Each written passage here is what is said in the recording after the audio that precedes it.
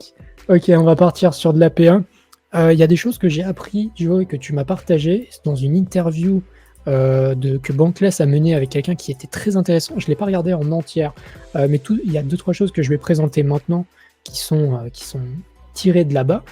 Pareil, vous avez toujours le lien dans le doc qui sera en description. Likez, abonnez-vous, évidemment, pour soutenir Decrypted. En fait, ça, c'est 1h30 de price action macro crypto. Il regarde les grandes analyses, il regarde plusieurs trucs macro au niveau des cryptos, genre les cycles de 4 ans.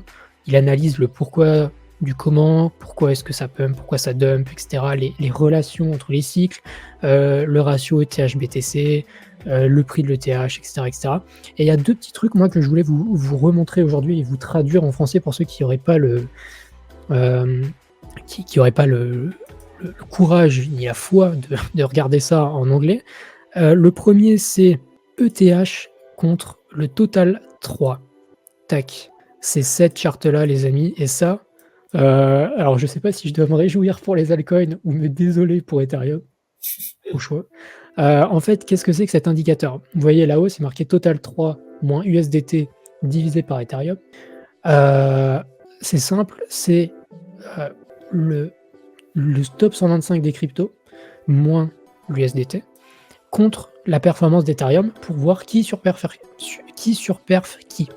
Et ce qu'on voit, c'est que depuis 2018, on est dans une énorme compression. Enfin, littéralement, il y a un support et une résistance qu'on arrive. Donc ça, c'est le bull run de 2017. Donc on voit qu'en cette période de bull run, ça pump fort parce que c'est les altcoins qui prennent en valeur. Et ensuite, pendant le bear market, c'est Ethereum qui reprend un peu le dessus. Et on arrive dans une phase où on continue à tenir cette trendline. Donc les altcoins sont de plus en plus forts. Contre Ethereum. On est en train d'imprimer des plus hauts, toujours des plus hauts, toujours des plus hauts. Et à un moment, si on est toujours bullish sur ce marché, le but c'est d'aller dans cette direction-là. Voilà, c'est ce qui nous explique. Donc voilà, je voulais vous le partager parce que ça me semble intéressant de montrer qu'en ce moment, le top 125 des cryptos surperforme Ethereum. Bah voilà, écoutez, faites ce que vous voulez de cette info. Si jamais vous voulez swap de l'Ethereum en altcoin, essayez d'attendre d'aller sur ce support, cette barre blanche, pour essayer de justement jouer un petit peu avec ça. Et après, si vous avez de l'Ethereum, dans tous les cas, vous êtes toujours très très serein. Mais c'est intéressant de voir un petit peu cette surperformance des altcoins, en tout cas du top 125 des altcoins contre Ethereum. Et le deuxième truc qu'il faut noter, c'est sur le ratio Bitcoin ETH. Mince, c'est pas ce ratio-là, c'est ce ratio-là. Qu'est-ce qu'on a? Alors attendez, normalement j'avais une charte un petit peu mieux, où j'avais pris le temps de faire des dessins. Bon, attendez, je vais vous le refaire en live parce que je m'en souviens. En fait, ce qu'il montre dans la vidéo, c'est une chose qui est extrêmement intéressante. C'est que si on prend les cycles précédents, par exemple, là on prend 2016, on voit qu'on pump, qu'on fait une sorte de double top sur le ratio Ethereum-BTC. Donc quand ce ratio baisse, c'est que BTC est plus fort. Quand ça monte, c'est que Ethereum est plus fort. On voit que ce ratio fait un double top ici. Mince, je suis en train d'ouvrir n'importe quoi. Tac. Je voulais juste faire un CTRL Z, merci. Ensuite, on a un support ici. On vient dessous et ensuite, on pump. Donc ça, c'est un peu le pré-bull run.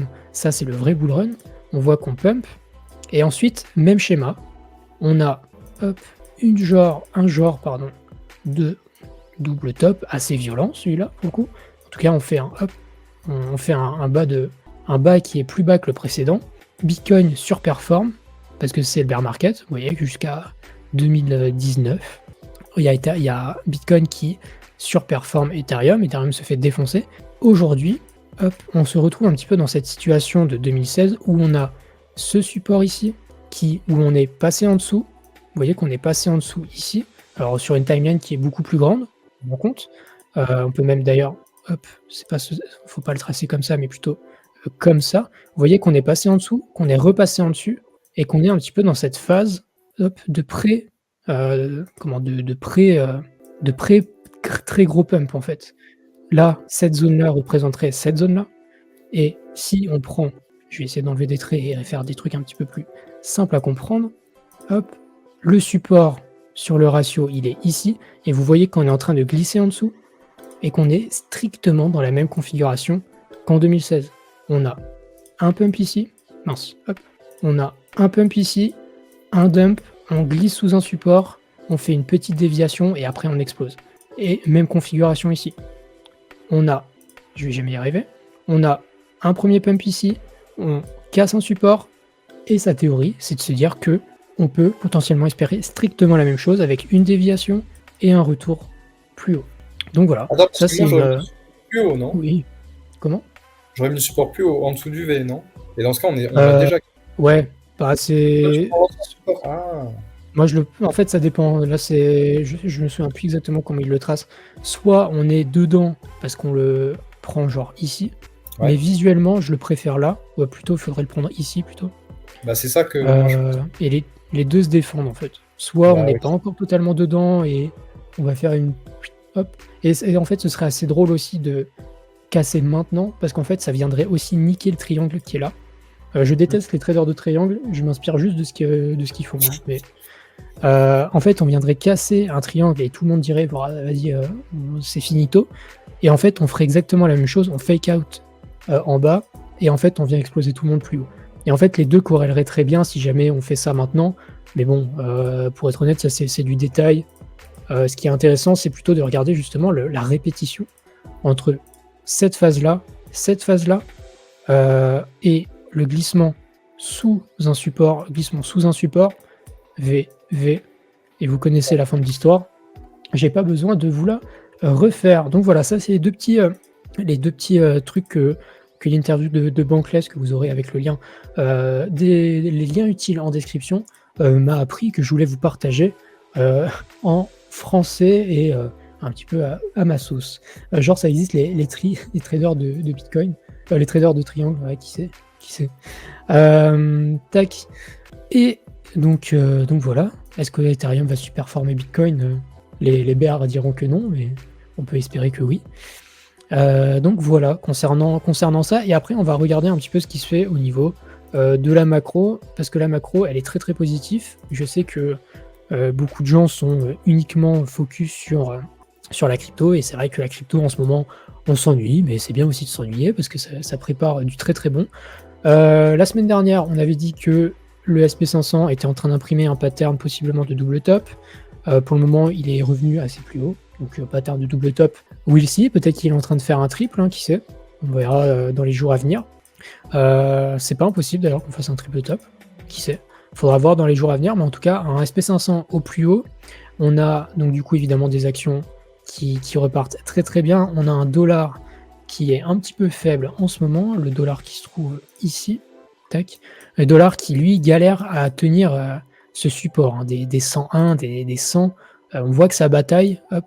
On voit que ça bataille dessus et que à tout moment, ça casse. Est-ce que la baisse des taux qui devrait arriver normalement d'ici la fin du mois va permettre de casser ces supports, de faire des plus hauts historiques sur le SP500? Peut-être que oui. Mais par contre, ce qui est intéressant, c'est qu'on a toujours cette divergence du dollar qui baisse, du SP500 qui monte, ce qui est très positif normalement pour les cryptos, mais comme je vous le montre ici, on a un dollar en ATH. Et un dollar en ATH, normalement, c'est pas du tout positif sur les marchés. Ça veut dire que les gens ont peur de la récession, ont peur de la suite pour l'économie.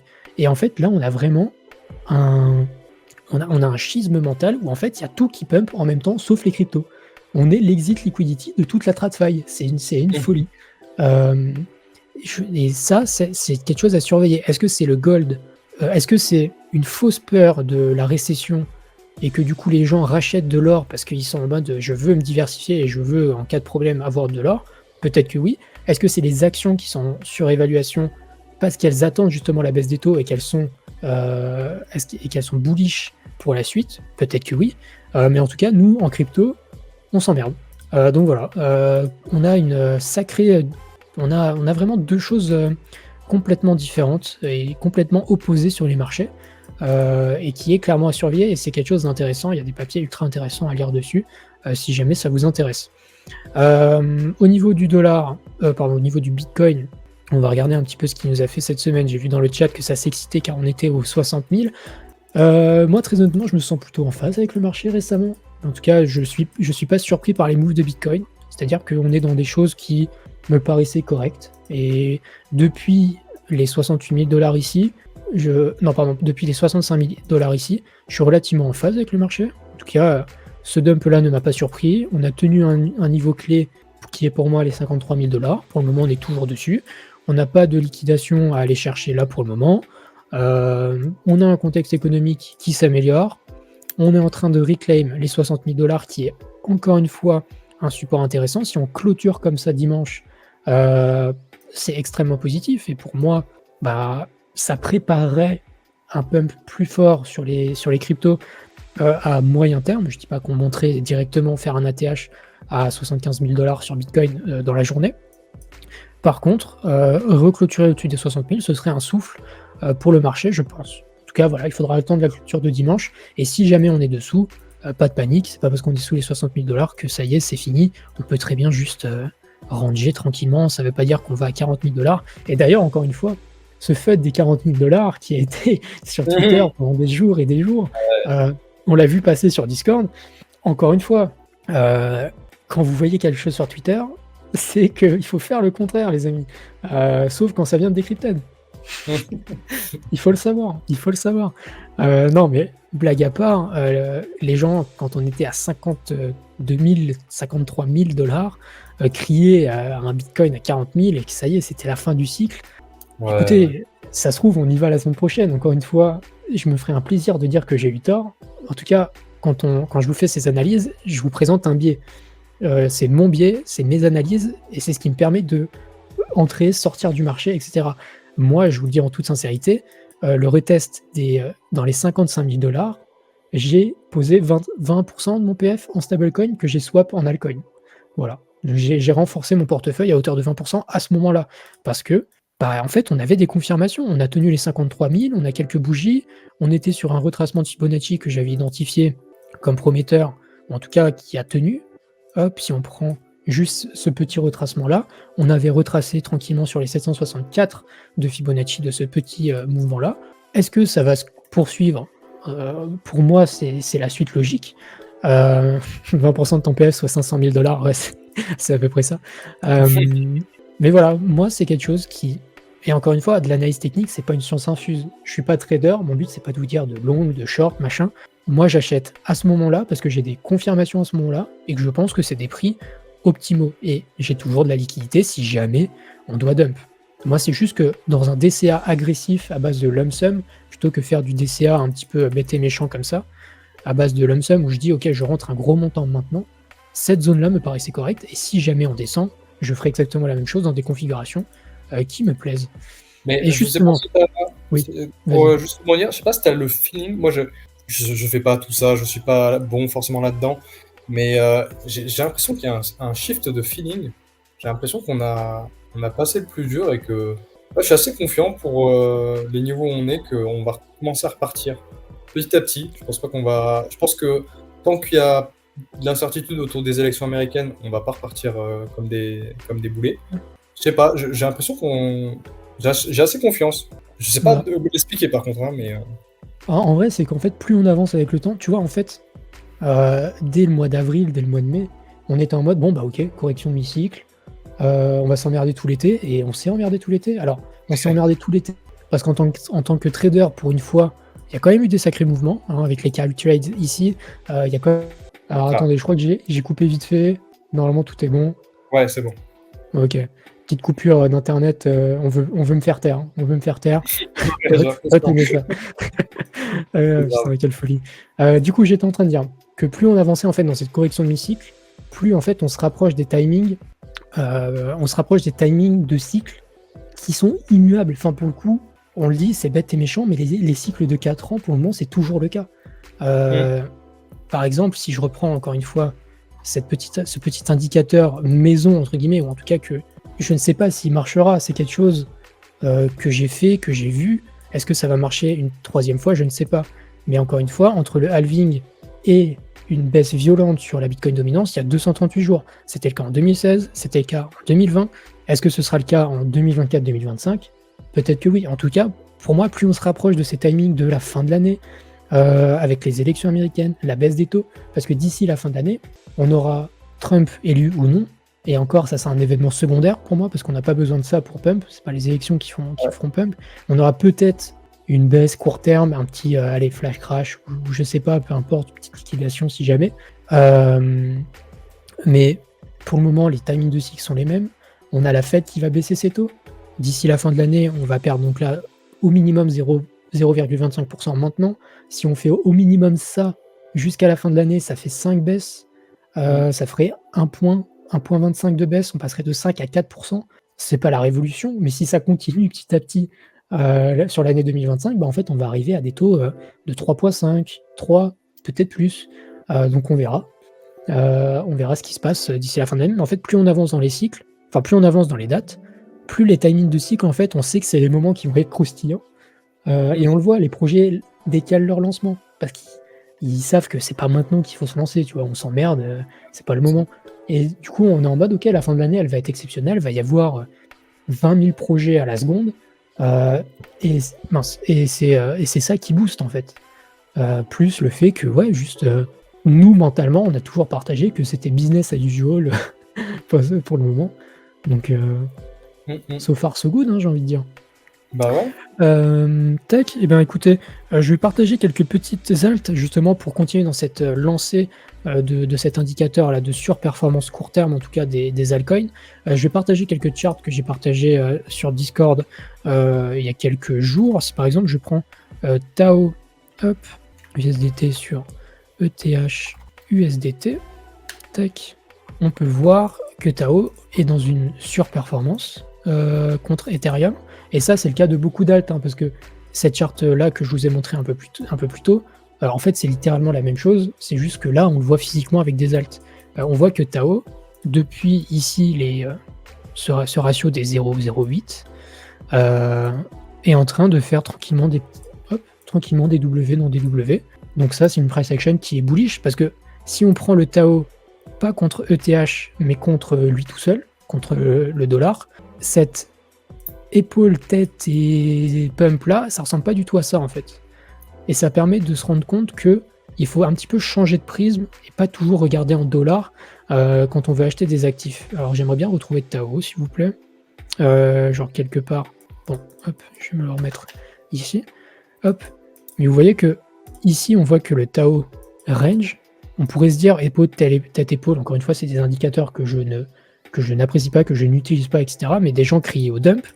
Mais en fait, quand on le regarde contre Ethereum, Tao surperforme Ethereum maintenant.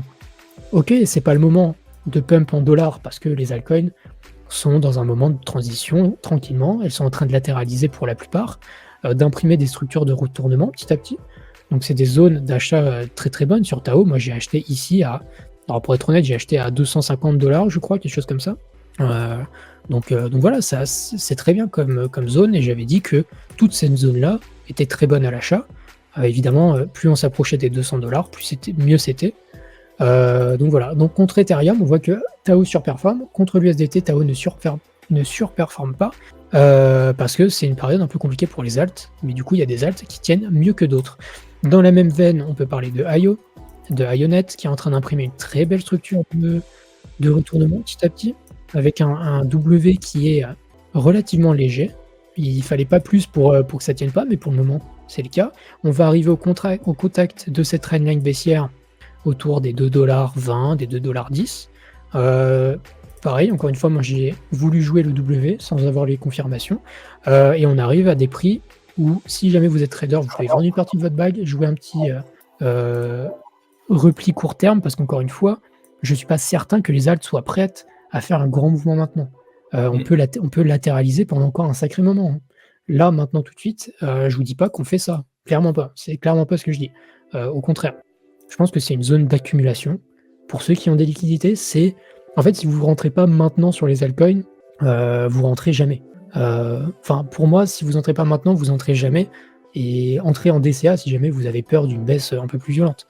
Je vois que ça parle de AAV, et justement, partagez-moi vos altcoins, parce qu'en vrai, les altcoins se ressemblent toutes. En tout cas, je les trouve relativement solides. AAV jouit d'une petite hype autour de sa V4.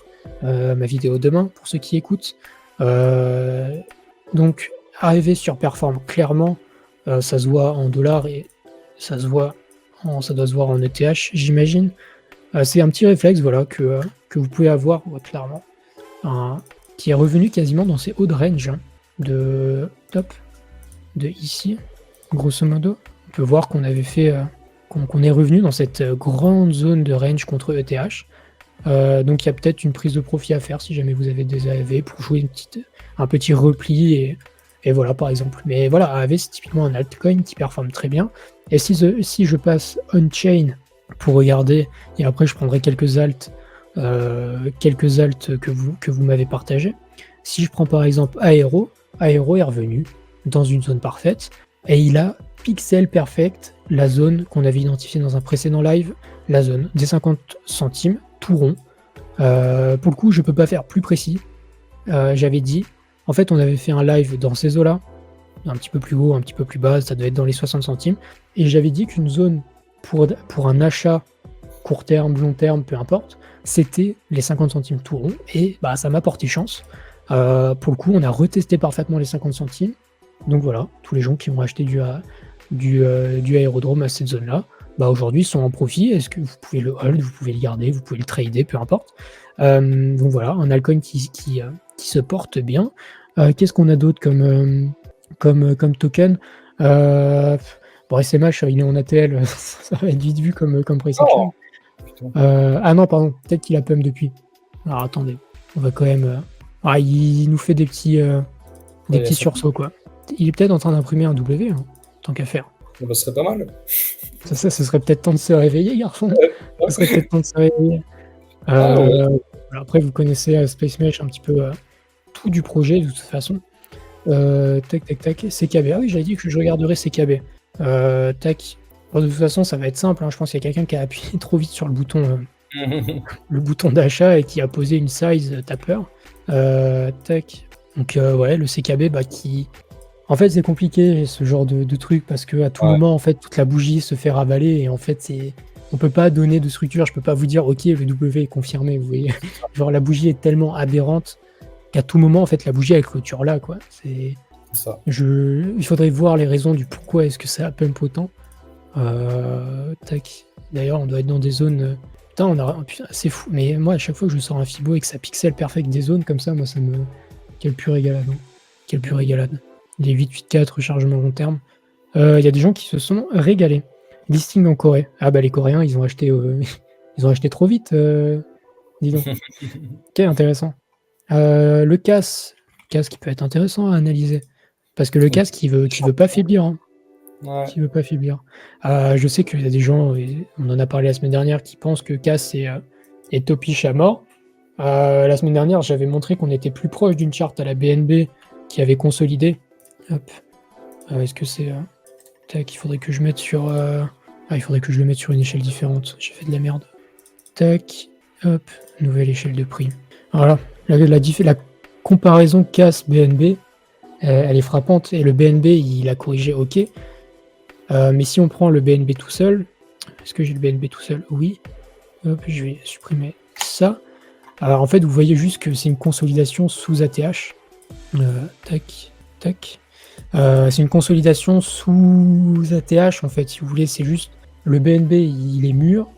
Et pendant le bull run, il n'y a aucun problème sur le fait qu'il montera. Je dis pas je donne même pas de target de prix. Je dis juste qu'en bull run, BNB, c'est un actif solide. C'est Binance. Binance, c'est du solide. En plus, ils ont beaucoup de produits qui vont favoriser la prise de valeur du token avec les launchpads.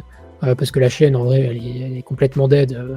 On n'en parle pas, mais c'est plutôt le produit sur Binance qui est intéressant pour le BNB. Donc voilà, pour moi, c'est... Ok, techniquement, c'est une configuration qui est plutôt topiche. Je suis d'accord. Mais force est de constater que ça se tient, en fait. Et ça se tient même très très bien sur Kaspa. Et je suis pas sûr qu'on voit des gros retracements à partir de maintenant. En tout cas, voilà, c'est mon avis. Et s'il y a Octa, que je voulais partager...